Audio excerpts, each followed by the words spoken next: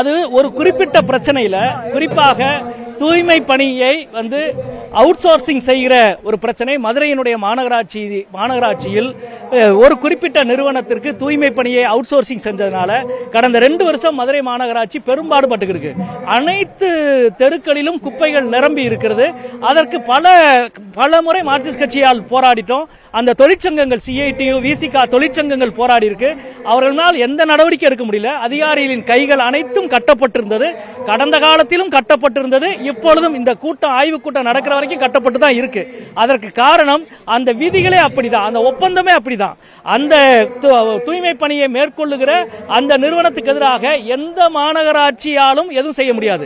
மாநகராட்சி ஆணையர் நினைச்சாலும் எதுவும் செய்ய முடியாது. ஏன்னா அந்த ஒப்பந்தத்தை தலைமையகம் அங்க ஒப்பந்தத்தை போடுகிறார்கள். எனவே நான் மேல செக்ரட்டரியேட்ல கான்ட்ராக்ட் எடுத்துட்டு வந்தேன்.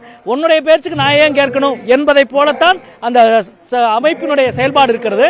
அதனுடைய கோரமான ஒரு விளைவுதான் ஒரு நாளைக்கு 916 டன் குப்பையை அள்ளி கொண்டு போய் வெள்ளக்கல்ல போடணும். அதற்கு பதிலாக ஒரு நாளொன்றுக்கு 100 டன்னுக்கு மேல் மண்ணை அள்ளி கொண்டு போய் போட்டுட்டு குப்பையை போட்டுட்டோம் கணக்கு காட்டுறாங்க என்ற குற்றச்சாட்டு கடந்த ஜனவரி மாதமே நான் எழுப்பினேன்.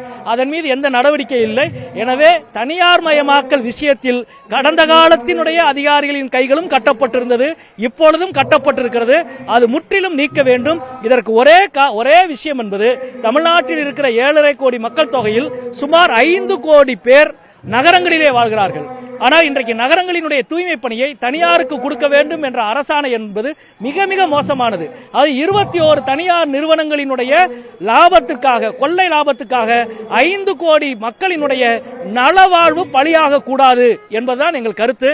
இந்த பிரச்சனையில் நான் சொன்ன விஷயத்தை பொது பிரச்சனையாக மாற்றி செய்தி வெளியிட்டதை நான் வன்மையாக கண்டிக்கிறேன். நேற்றே அதுக்கான அறிக்கையை விடுத்திருக்கிறேன் என்பதை தெளிவுபடுத்திக் கொள்கிறேன்.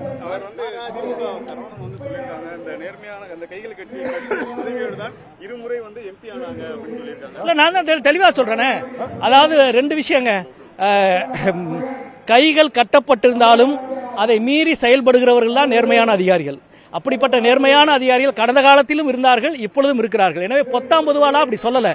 அவுட் சோர்சிங் விஷயத்தில் தனியார் மயல் தூய்மை பணியை தனியாருக்கு கொடுக்கிற விஷயத்தில் ஏற்படுத்தப்பட்ட ஒப்பந்தம் எந்த அதிகாரியாலும் அந்த ஒப்பந்தத்தில் குறுக்கீடு செய்ய முடியாது. தினசரி 100 டன் மண்ணள்ளி போட்டுக்கிறோம், அவன் மேல நடவடிக்கை எடுக்க சொல்லி 6 மாசமா சொல்லி கொடுக்கிறோம். ஏன் நடவடிக்கை எடுக்க முடியல? ஏன் அந்த ஒப்பந்தத்தை ரத்து செய்ய முடியல? இந்த கேள்வி எல்லாம் இருக்குல்ல. இந்த கேள்வியை அன்றைக்கும் கேட்டோம், இன்னைக்கும் கேட்கிறோம். இன்னும் அடுத்த வாரம் மிகப்பெரிய போராட்டத்தை மார்க்சிஸ்ட் கட்சி நடத்த இருக்கு. எங்களுக்கு தேவை மதுரையினுடைய நலன், மக்களின் நலன் தான். அதுல சமரசத்துக்கு இடமே கிடையாது. நன்றி, வணக்கம்.